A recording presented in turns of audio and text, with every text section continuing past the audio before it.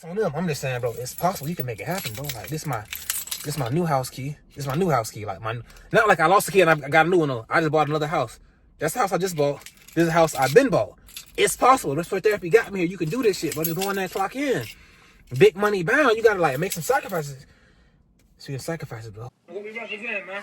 Big money bound. Say let her know, man. Big money bound. You got the kids, man. You got the kids, man.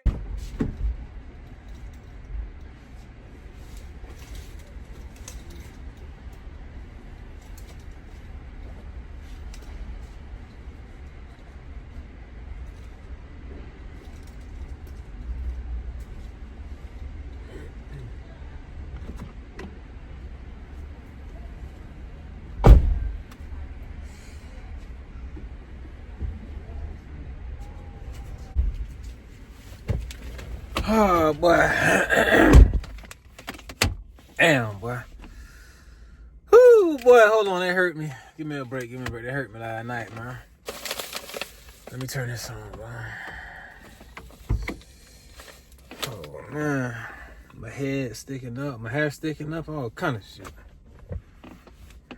I was at my per diem job last night. Y'all know they hurt me, man. Hold on, let me put this in focus. So, yeah, I was at my per diem job last night. And they hurt me something for real, man. Hurt me something for real. I was at a point in my life where I didn't have to work at this per diem job as much, you feel me? I had paid down my mortgage. I had got right. I had got down. I was cool. I recasted. It was cheap. It was affordable. I ain't need to come into work like that. And I was happy. I was bragging about it. I don't need it no more. Every time I come in there, I'm like, Randy, where you been at? I don't need it no more. I'm good. I don't need it. But now things have changed. My situation has changed. I had to go get me another house. So I got to run this steady back up. So I got to be in here full throttle. And I'm getting hurt. And as I'm getting hurt, I'm saying, damn. I won't make the same mistake twice. Just know that, man. I will not make the same mistake twice, man. Everything gonna be solely mine. Like ain't nobody gonna think it's theirs. And it's gonna be mine. It's gonna be official. We gonna have this documented from the jump. Damn, I won't make the same mistake twice. But yeah, what I'm talking about, a channel membership. Last night, I normally work at a hospital where your count is like 22. Your total count for the whole night, the treatments you got to give, how many machines you got, is a count of 22. I came here, I had a count of 67. So that tells you the difference of it. You feel me? I had a count of 67. And when I recounted it, it was 85. And then I picked up a nocturnal bypass. That's another 6.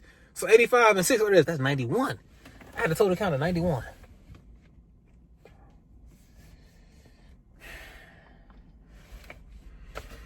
Y'all probably thinking, how did you do it?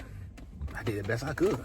I don't know if I did it, but I did the best I could. Like, I don't know if I did it. I don't know if I did it, but I did the best that I could do, man. I ain't gonna lie, I did the best I could do, man. And as I'm going, I was covering the area that had like a lot of long-term vents so basically an L-tap floor. When you're a long-term vent, 10 times out of 10, you got a trach. And with them trachs, when they're long-term trachs, the family is like very familiar with the trach care, the trach size, the changing of the HMEs, doing mouth care. So I went into the family's room, and I came in the room. It was a male, it was a female. I explained myself to the dude what I was doing because the female was like a little bit more into the room. Since I walked past him, she said, I didn't hear you. What do you say you was here to do? So you can tell from how they coming at you. They kind of like hands-on. They really like in tune and intact. And they want to know what's going on with their family member. And that's cool because I admit to you. I want to like keep it honest. When there's family in the room, I don't forget to do anything. Now, when there's family not in the room, I may forget to like tell you all the side effects for the drug. I may just give you 2 instead of 3, or I may I may listen to the apex of your lungs, not the basis. I'm not going. Sometimes this stuff happen, but when we know somebody looking at you and examining you, shit, they ain't finna call the authorities on me. I'm he was here, he was up, he did the top, he did the base. You gonna know he did the middle lobe, he did everything he was supposed to do. You just got to be aware of that stuff. So the family been there, it's cool. But I can tell from how they came at me, it was kind of like, yeah, are you gonna be performing mouth care tonight? I'm like, yeah, I do mouth care. But over here, mouth care is a shared responsibility. And I'm not a fan of when something is shared, because when it's shared, it normally is, you got to do it. No, you got to do it. Put a name on it. Respiratory or nursing, so we can avoid any kind of confusion. So ask the nurse. Last round, 4 o'clock in the morning. Did you perform mouth care on this patient? Nurse looked at me like, no. I'm like, all right, baby, I don't know. I said I gotta run my fade back up. I need these folks, man. I ain't looking for trouble, but I ain't ducking none either, man. So I said, all right. So I let it roll over. That's one thing with the family. But one thing, excuse me, man. One thing I couldn't let roll over, man. I'm giving a patient a treatment. I see a nurse running down the hallway, like running. I'm like, and you never see somebody running in the hospital. That's like dangerous. You don't see somebody running inside the hospital. So when you do, it's like, it's alarming. Like, what's going on? So I look at her, I'm like, hey man, what's going on? The lady come back holding oxygen tanks. The lady said, all the oxygen is turned off on the area that has vents. I'm like, all the oxygen is turned off? And they got vents? No, that's something that's serious. They did an overhead call, like, all RTs come to the 7th floor. There's no more oxygen for the vent. That's something that's very serious. So I'm thinking to myself, like, nah, she tripping, bro. Like, she tripping. But let me get finished with this patient, finish him up, took him off the nail. Let me go around here and see what's going on. So within like 30 seconds, I walk around there. I see the hallway. I see the vents alarming. But this is it. I'm like, hey, there's just something going on. So I get over there. I'm like, all right, what's going on? They saying, there's no air. Okay. You talking about medical air? Or are we talking about oxygen? I'm like, is it air or is it oxygen? There's no air. Get out my face. Because everybody, no air. He got tanks. I walk into the room because like, trying to find out what's going on, and my coworker was like, hey man, turn the compressor on. Like, he started telling me like, what's going on? Like, but it's so much commotion, everybody's saying this. Like, I'm just like, let me just figure out, let me go see for myself. I walk into the vent room, the vented patient room. The vent is at 100% oxygen. But when you're set at 50%, you're showing 100% oxygen, the vent is going to alarm because you're getting too much oxygen. And that only happens when there's no medical air any longer.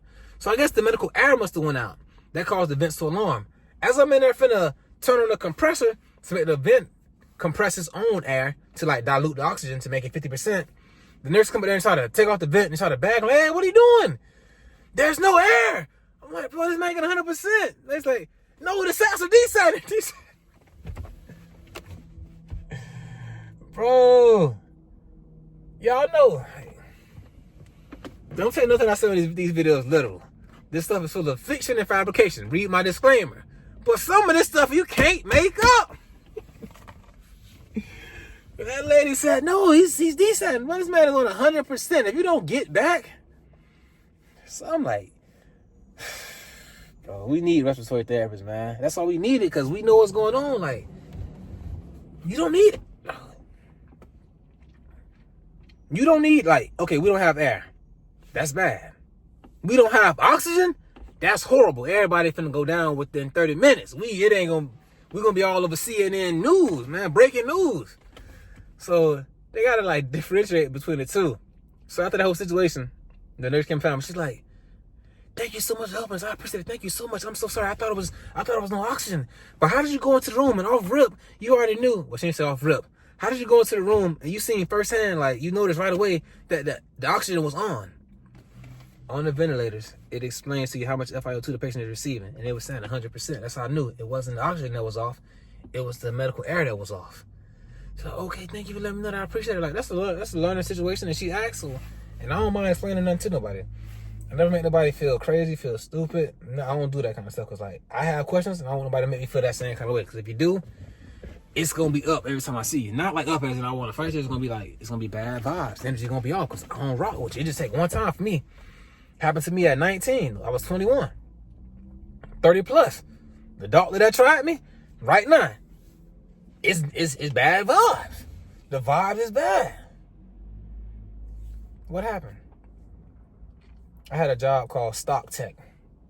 I worked in the ER. So I was stocking up all the shelves, putting all the equipment where it goes, like all the needles, the syringes, like the urinals, the gauze, the 4x4s, tongue depressors, Band-Aids, tape, you name it. I was stocking up all the ER rooms.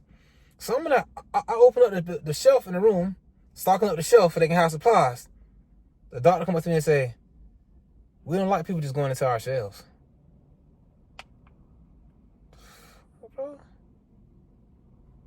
Now, mind you, I got on a polo shirt and khakis.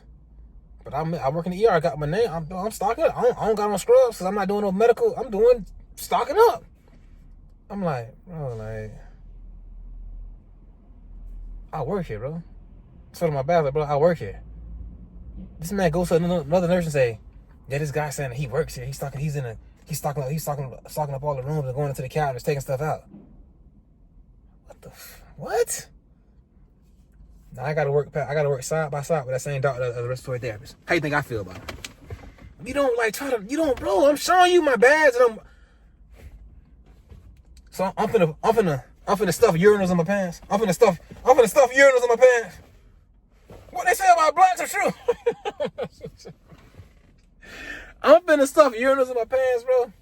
I'm finna take socks and patient urine cups, bed pants, like, dog, like. But how I fix that situation is, man, like, going forward, like, you gotta pave it forward, man. Treat people how you want to be treated, bro. I never belittle anybody, any kind of position. I never, like, talk down on them. I never, like, hey, what are you doing? I don't do that kind of stuff, man. No matter how much money I make, no matter how much money I've made, I don't do it. I'm blessed. God real. I've been through some hard times. I know what it can be like. I don't know, bro. We all human, but I enjoy my money. Now I enjoy my riches. Now, if that makes someone else feel some kind of way, I can't help that. Now, if I'm in the camera saying, I'm in the camera doing this here saying, respiratory therapy been good to me. I'm in the camera saying, I got 2 house keys. This for my new house, this for my old house, and this for that mailbox stuff. Now, if I'm in the camera doing that, I'm happy for what I've done, and somebody feel like, well, he just showing off. Now, that's how they take it. That's on them. I'm just saying, bro, it's possible you can make it happen, bro. Like, this my new house key. This is my new house key. Like, not like I lost the key and I got a new one. No, I just bought another house. That's the house I just bought. This is the house I've been bought.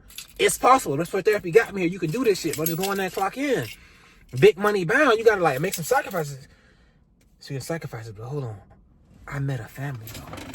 The lady was 95 years old. They say, on the board, they say something about yourself, like, something you want us to know. I love the work. I'm like, so I go in, hey, you love the work? The daughter said, oh yeah, she loved the work. She had 4 or 5 jobs all the time until she was 80. What? The daughter said, oh yeah, I'm 73. I worked 100 hours per week up until 2 years ago. I think I'm working hard. An older female telling me she worked 100 hours per week up until 2 years ago when she was 71. I'm like, what the hell? They said I did 16 hours. I did a night job. Man, how you do? Bro, what? I think I'm doing somebody doing 60 a week. I told them people, I'm like, man, hey, that's so motivating. I'm finna work 16 hours today. They was like, yeah, you can do it. You gotta do it. Especially like with the color of our skin, you gotta do it. I'm like, I feel you. I'm with you, man. Yeah, we gotta work hard. I'm with you. Dog, like, I'm like, 100 hours per week. Like I said, I worked 30 years straight without taking off a day, like without calling in sick. I ain't had no days off. And she had kids. Now, I ain't gonna ask her, how did you raise your kids? Because that's kind of like you, now you've been a little too personal, but she said, bro, she did it. And like, they saying, no, you can do it. I'm like, she was like, now my son, he's a millionaire. He retired at 45. My daughter, she's a millionaire, but she's still working. She loves her job. Like, she's like, you can do it. I'm like, they live in the American dream. I'm like, yeah, we can all have the American dream. You just got to work for it. The American dream is easy to obtain. You just got to work for it. Y'all know me. I'm all for working, but damn, $100 a week? I ain't gonna lie. I can't do it. I can do a 6-piece. So that's a 70 ball. Is that 70? That's 72. I can do 72 hours a week. I can do 6. I can do 72 hours a week. I can't do the 100. I ain't gonna lie to you, man. Well, you know what? You never say never now, because if them times call for it, you're going to do what you got to do. You can work 200 hours a week if you want. Is that? No, you can't do 200. Ain't that many hours in a week. But you can put that time in. So, like, never say never, boy, because I'd have never thought I'd be in the position I'm in when I was in the position where I was at. I showed you 2 on, bro. They don't get no realer than that. I just showed you 2 of them. The respiratory therapy been good to me, dog. I put that work in. Like, man, this shit is possible. I'm working on the 3rd. Sure, I'm probably finna sell this one, cut that in half, go put down on 2 duplexes. Now I got 5. Don't play with me, boy. I'm finna get to these riches. Like I told y'all before, big money bound. All you do is talk about money. All I'm gonna do is talk about money. I had a hard life. I had to make a way. Ain't nobody hand me nothing. R.I.P. to my mom and my dad. I had to go get it. All right, now y'all count your blessings, boy. Ain't nobody hand me nothing, man. Student loans on my own. Had to figure this out on the mobile phone.